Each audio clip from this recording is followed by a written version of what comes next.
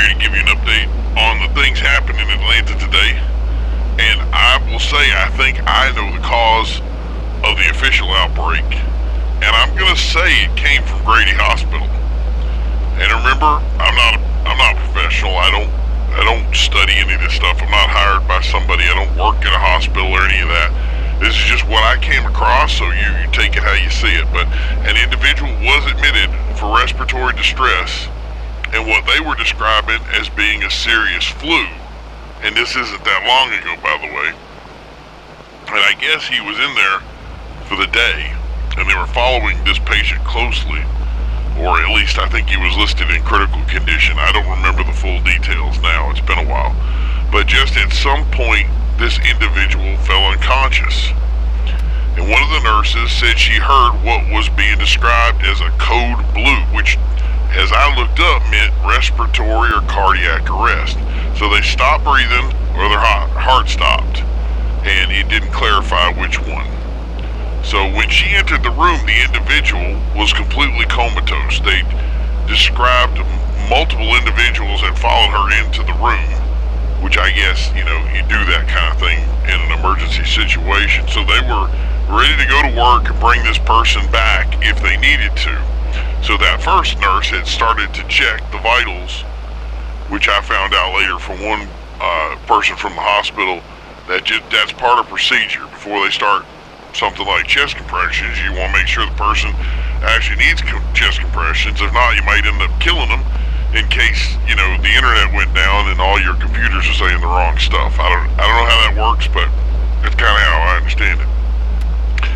So before she was even done, the individual, I'm guessing it was a guy. I didn't remember the full details again. This is something that it was in the news, and I just happened to remember it, and I was putting it back together. So I'm guessing his eyes opened back up. So we have a case here where you get a code blue, so the person either isn't breathing or their heart stopped. And now you have people coming in to try to rescue the life of this person, to which that person basically wakes back up again. She started talking to him, asking him if he was okay, and he wasn't responding. He wasn't saying anything. He was just basically comatose, which I guess if you have situations like that, it's feasible that, you're probably not all there. Something traumatic just happened to you. You're awake, but a couple of minutes earlier, he was in critical condition, But instead of responding, he grabbed her arm, which I'm guessing she had it against his neck, and he grabbed it and he bit her. And I guess it was a pretty bad bite too. So the guy just wouldn't let go, so they called security. They have on-site police there, I guess, at the day or something, or I don't know, maybe they're there all the time. And he was forced to shoot him dead, which is what happened. But he wouldn't listen to commands and wouldn't let go, to which point the officer just felt, this guy is a threat, and they shot him. So it made a little bit of headline coverage. Like I said, I had run across it, and it made a little sense to me, but I hadn't really thought about it. And that was really just because of how bad it was. But I don't think it really got any kind of coverage beyond that. It was just kind of a passing thing of like, how crazy is this, and in hopes that they could get a little attention when posting things, and as you do. And it just didn't get any traction. So we get that stuff all the time. So when it comes across my desk, I'm reading it, I'm thinking about it, thinking, you do think, hey, maybe I should post this up, or maybe I should share it, or whatever. And then a lot of times, there's a lot of stuff that we just kind of leave by the wayside. But so this one, I figured I need to do a little follow-up with. And I found out she was treated for that serious injury, and I guess it did go pretty deep. And it may even required some further hospital work or whatever. I don't know if it took an operation of some kind, but basically when it was over, pretty much the same day, she was displaced from the hospital and told to go home on sick leave. So I kind of asked, as part of my follow-up, because all things we have happening here, I said, hey, how was she? And they said they don't know. So I even asked her, what do you mean by I don't know? And they said she didn't show up for work. And she wasn't responding to phone calls, and they were actually worried about her. So I didn't want to get up and do anything right there. I had the information in front of me, and I knew that the police were definitely going to want to follow up with her. So I called them too, and they asked if I knew her whereabouts. So they were already on to this before I even called, and they said they did try to reach out regarding the investigation and that they had never heard back, but that nobody had ever been sent to talk to her. It was just an open and shut case kind of thing, and they were hoping that she'd give a statement, but they were waiting for her to give a call back. So this has happened so fast, they haven't really had a chance to even send anybody over to say, like, a wellness check and say, hey, is this lady okay or whatever. Then we don't know. And I personally, there's no way I'm going to an apartment to check it out, especially right now with this stuff.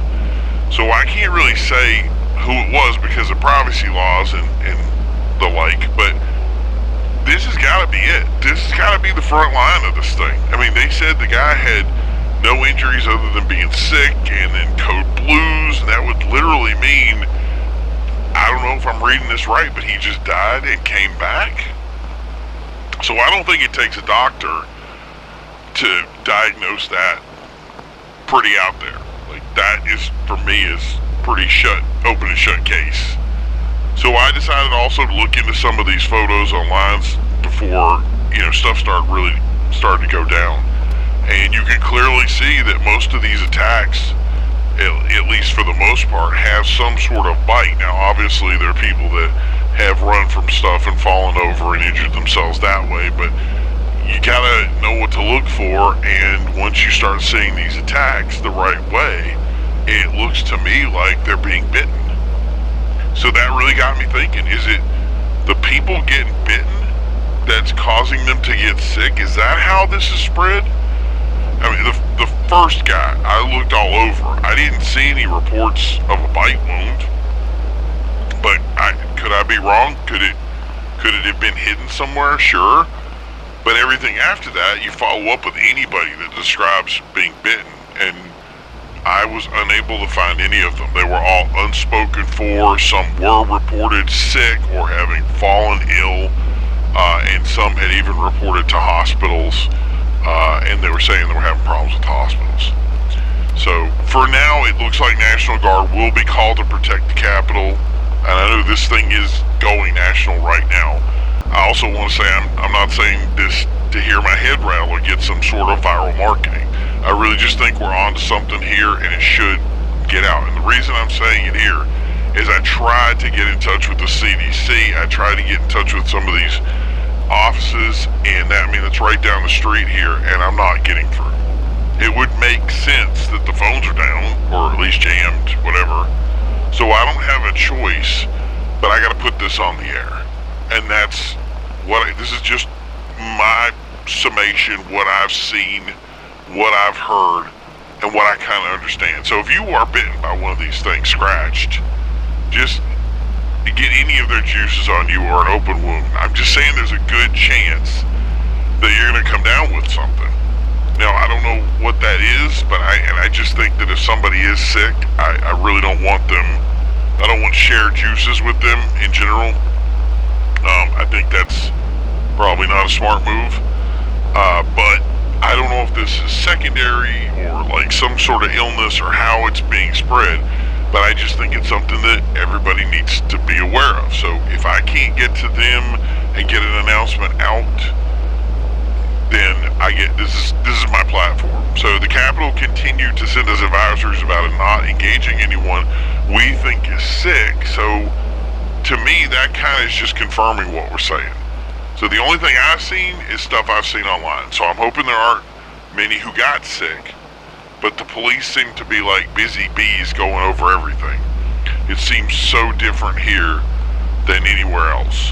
And I just think that, I don't know if we're behind how we're working this, but we're being a little bit more forthcoming when it comes to how we deal with this Whether that results in something positive or not, I can't say. So all I'm saying right now is what I know, and to be careful out there. And they say it's not about people who aren't alive anymore. I'll word it like that, but I just see something different. So before we go back to everything, I'm just going to tell everybody stay safe. We'll talk to you soon.